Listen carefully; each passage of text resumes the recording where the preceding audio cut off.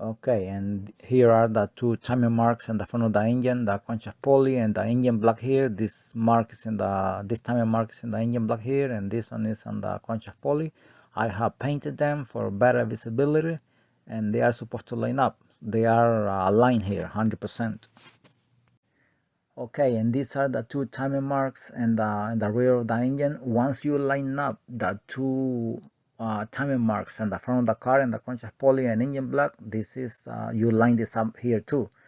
This is the Sharpie tooth where the arrow is pointing, and this is the line and the engine block where you see the mouse, and they are supposed to line up. They are aligned here 100%, so make sure that happens. Okay, and these are the other timing marks here on this side. This is the oil pump here, and I painted here. That looks like a tap. Audi calls it a tap, where the arrow is pointed, the timing chain sprocket right there, and this is the other mark. They are lining up here. They are supposed to align, and the other one is here, but did not realize my hand was gonna be covering the other timing mark here, and it remains like a 7 o'clock in the sprocket here. Okay, and here are the same timing marks,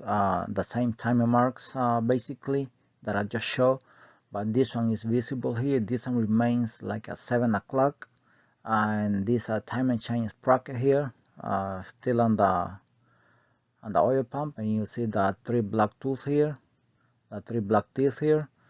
The timing marks remains in the middle here.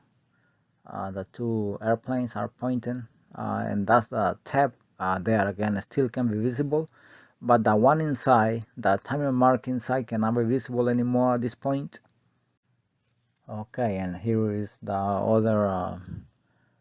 These two cutout have to line up, the cutout and the cylinder head here, and the other cutout here, and the high pressure.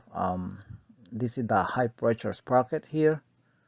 These two cutouts have to line up. As you can see, they are lining up right there. Okay, and to install this timing, to do this timing job on these Audis, when you install it, at the time of installing the cams, there is a critical part here that you cannot miss. If you miss this, you will get correlation cuts. You will have acceleration problems with the engine, with the car, once you install it back in the car. I have made these small hands here. I draw these small hands just to show to where you have to rotate the cam adjusters. These are the cam adjusters. This one in the center here, on both cams. You have to rotate it all the way to where the hand is pointing to the right here. So that means when you do this, that's how you're gonna install it. Do not let it move. If it moves, you have to redo it again just before install it, and that's how it's gonna remain during the whole process, and that's how you're gonna install the timing chain. If you don't do this very small part of the entire job, but this is the most critical, because if you don't rotate it before installing it, you will get correlation cuts, and you will tell that you have installed these cam adjusters incorrectly when you go back to the front of the engine and try to turn it over, and then you find out that you have a slack here on this side, and you're not supposed to get slack, and you're not able to place the tool again in the cams because these are installed incorrectly. Because let's say if you turn it over 1 time, 2 times, 10 times, and then you stop in the timing mark and try to place the tool again, the tool that locks the cams, and you find out that you're not able to place it anymore, it's because you have not installed this correctly. So please do that. Grab the entire cam gear with your left hand, the entire cam gear, this one, and grab this cam adjuster. This is the cam adjuster where you see the cutout here, where you see this cutout. This is the cam adjuster. Turn it all the way to the right, and that's how you're gonna install them. And if you don't want to care about the black teeth and the timing chain, don't care about that. If if you know what you're doing, because I don't want to care about the black tooth here anywhere in the timing chain. I don't care, as long as you set up, you know how to set up the time on these vehicles. That's all you gotta do. But please, you cannot miss this, otherwise you're gonna have serious problem. And don't get stuck here. If you get stuck here, you have a serious problem. It will become serious problem if the engine goes back to the car like that. So please.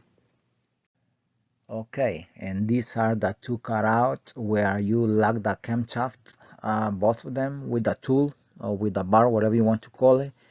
And when you're done with the timing chain and you start turning over the engine to see how everything is working, and then you stop at the timing marks in the front of the engine, and you try to place the tool here again, and if you're not able to place it, then that means there is a problem. You're not setting the time correctly, and you better go back and check. And most likely that is going to be the cam adjusters are not installed the correct way.